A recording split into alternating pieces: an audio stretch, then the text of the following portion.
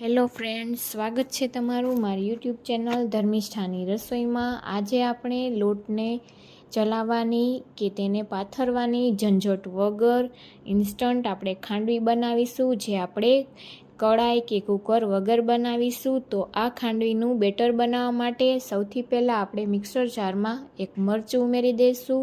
તે તમારા ટેસ્ટ મુજબ તમે વધુ ઓછું કરી શકો। ત્યારબાદ આપણે તેમાં 1 ઇંચ જેટલો આદુનો ટુકડો, બંને વસ્તુને આપણે રફલી સુધારીને લીધેલા છે। તેની સાથે જ આપણે 1 વાટકી જેટલો ચણાનો લોટ લઈ લેશું, જેને આપણે પહેલેથી જ ચાળીને લીધેલો છે। લોટને ચાળીને જ લેવાનો, જેથી કરીને ખાંડવીનું એકદમ સરસ બેટર બનીને તૈયાર થાય। ત્યારબાદ તેમાં આપણે 1/4 ચમચી જેટલી હળદર ઉમેરી દઈશું અને ત્યારબાદ ચપટી જેટલી તેમાં હિંગ ઉમેરી દઈશું અને ટેસ્ટ મુજબ મીઠું ઉમેરી દઈશું।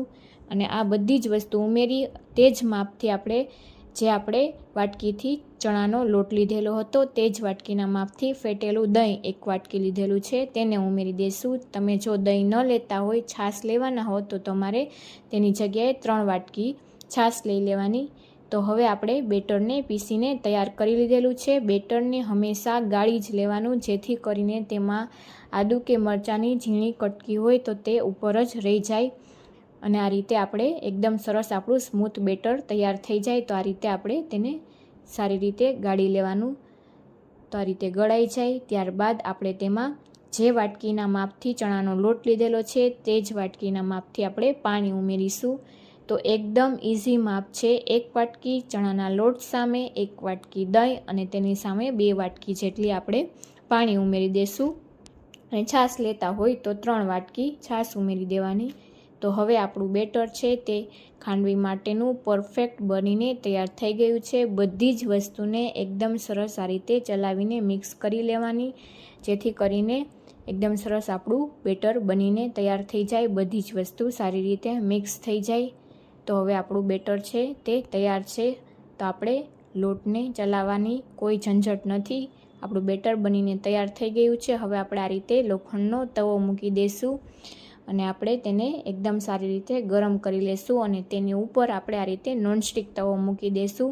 તો આપણો તવો છે તે નોનસ્ટિક છે, જેથી વધારે તેને કંઈ ગ્રીસ કરવાની જરૂર નહીં પડે। આ રીતે થોડું 1 થી 2 ટીપા જેટલું જ આપણે તેમાં તેલ ઉમેરી 1 થી 2 વાર આ રીતે તેલ ઉમેરી અને એકદમ સારી રીતે તવાને ગ્રીસ કરી લેશું, જેથી કરીને આપણી ખાંડવી છે તે ચીપકે નહીં અને ઇઝીલી તે આપણે બહાર તેને રોલ વાળીને લઈ શકીએ। તો આ રીતે એકદમ સારી રીતે આપણે ગ્રીસ કરી લેશું તેલથી।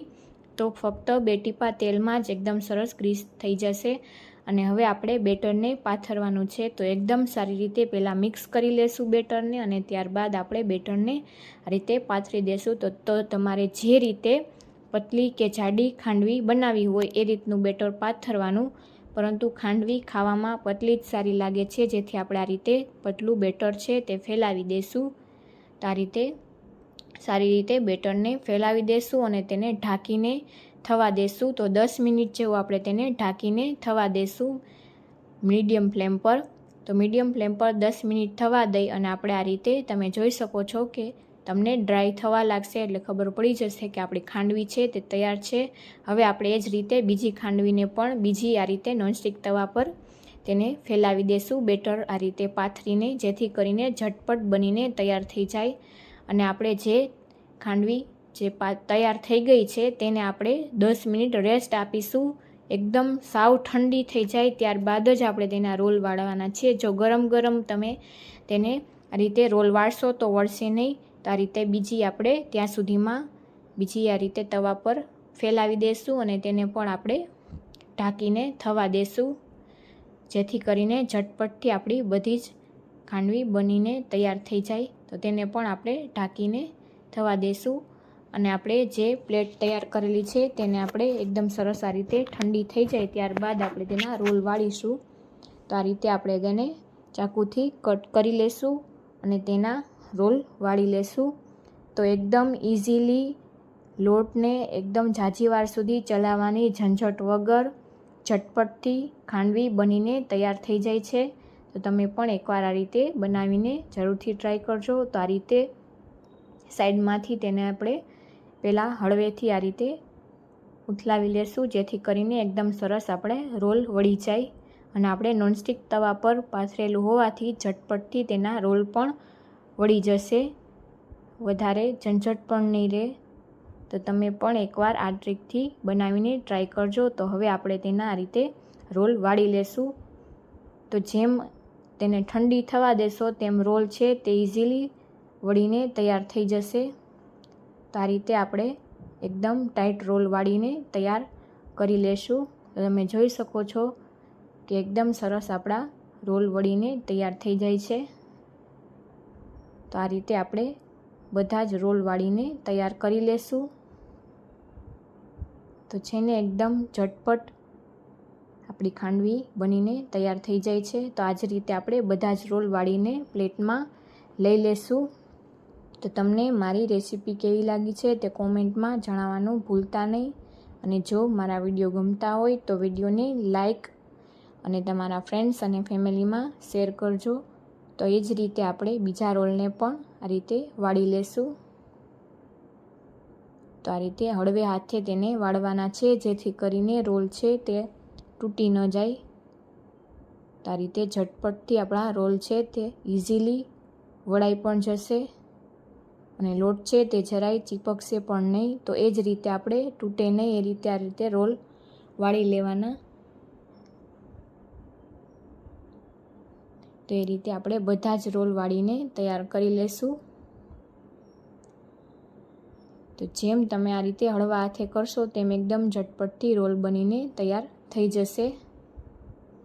તો એ જ રીતે આપણે તે જ તવા પર ફરીથી બીજી ખાંડવીને પણ બેટરને પાથરીને થવા દેશી. તેને પણ આપણે 10 મિનિટ જેવું થવા દેશી. તો 10 મિનિટ બાદ આપણે તેને લઈ અને તેને પણ ઠંડુ કરી અને તેને પણ આપણે આ રીતે કટ કરીને તેના પણ રોલ કરી લેશું. તો આ રીતે એકદમ તમે ઠંડી નહીં થવા દો તો રોલ છે તે બરોબર થશે નહીં. અને ફ્લેમ છે તે સ્લો ટુ મીડિયમ જ રાખવાની છે. જો તમે હાઈ ફ્લેમ ઉપર કરશો તો ઉપરથી તો એકદમ સરસ લોટ થઈ જશે, પરંતુ નીચેથી કાચો રહેશે અને એકદમ સારી રીતે રોલ નહીં વળે. જેથી ફ્લેમ છે તે સ્લો રાખીને જ આપણે તેને થવા દેવાની છે. અને થઈ ગયા બાદ તેને 10 મિનિટ જેવું આપણે કમ્પ્લીટ ઠંડી થવા દેવાની છે. ત્યારબાદ જ આપણે તેના રોલ વાળવાના છે. તો જ એકદમ સરસ રોલ વળીને તૈયાર થશે. તો આ રીતે બધી જ બેચને આપણે આ રીતે વાળીને રોલ વાળીને તૈયાર કરી લેશું. તો તમે જોઈ શકો છો કે ઇઝીલી આપણા રોલ પણ વળાઈને તૈયાર થઈ જાય છે. તો આ રીતે બધા જ રોલને આપણે પ્લેટમાં લઈ લેશું અને ત્યારબાદ આપણે તેનો વઘાર કરીશું. તો હવે આપણે 1 ચમચી તેલ ગરમ કરીને લીધેલું છે. તેમાં આપણે ચપટી જેટલી રાઈ, ચપટી જેટલી હિંગ ઉમેરી દઈશું, થોડા મીઠા લીમડાના પાન ઉમેરી દઈશું અને 1 લીલું મરચું ઉમેરી દઈશું અને એકદમ સરસ આપણે વઘાર કરીશું. અને તેની સાથે જ આપણે અડધી ચમચી જેટલા સફેદ તલ ઉમેરી સારી રીતે વઘારને સાતડી લેશું. તો આ રીતે વઘાર થઈ જાય ત્યારબાદ આપણે તેમાં ખાંડવી ઉપર ચમચીથી ફેલાવી દઈશું. તો એકદમ ઝટપટથી આ રીતે ખાંડવી બનીને તૈયાર થઈ જાય છે. તો હવે આપણે બધા જ વઘારને ખાંડવી ઉપર ફેલાવી દઈશું. તો આ રીતે ચમચીથી ફેલાવી ઉપરથી આપણે ટોપરાનું ખમણ ઉમેરી દઈશું, જેથી એકદમ ટેસ્ટી ખાંડવી બનીને તૈયાર થાય. જો મારી રેસીપી ગમી હોય તો વિડીયોને લાઈક કરજો, શેર કરજો અને જો હજુ સુધી ચેનલને સબસ્ક્રાઈબ ન કરી હોય તો સબસ્ક્રાઈબ કરજો, જેથી તમને અવનવી રેસીપીઓ મળતી રહે. મળીશું નવી રેસીપી સાથે. Thank you.